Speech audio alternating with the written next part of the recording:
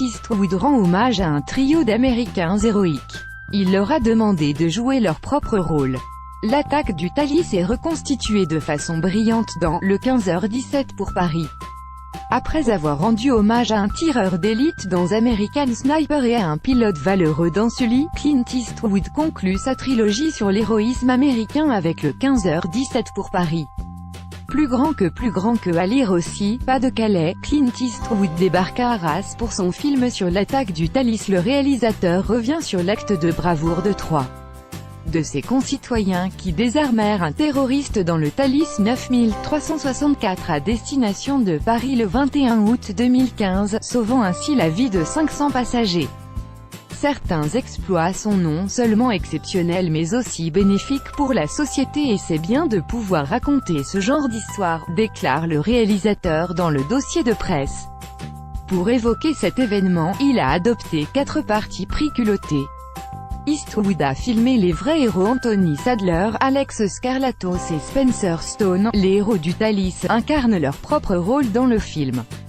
Les 3 jeunes gens n'avaient jamais joué la comédie avant d'être dirigés par Clint Eastwood.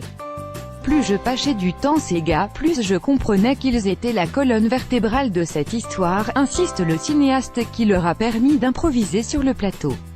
Eastwood n'a pas centré le film sur l'attaque. Leur enfance, leurs études, leur amitié et même leurs vacances sont détaillées avant de monter dans le train, histoire de mieux faire connaître le trio.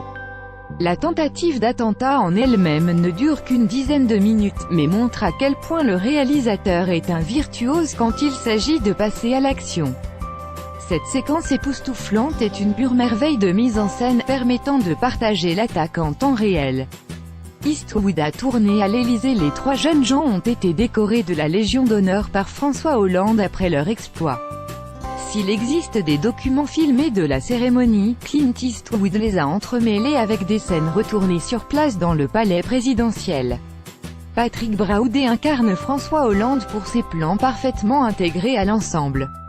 Eastwood a tourné dans le Thalys. C'est dans un train lancé à 300 km/h que l'équipe du film a reconstitué l'attaque. La production avait loué des voies privatisées à la SNCF afin de pouvoir tourner dans un véritable train en marche.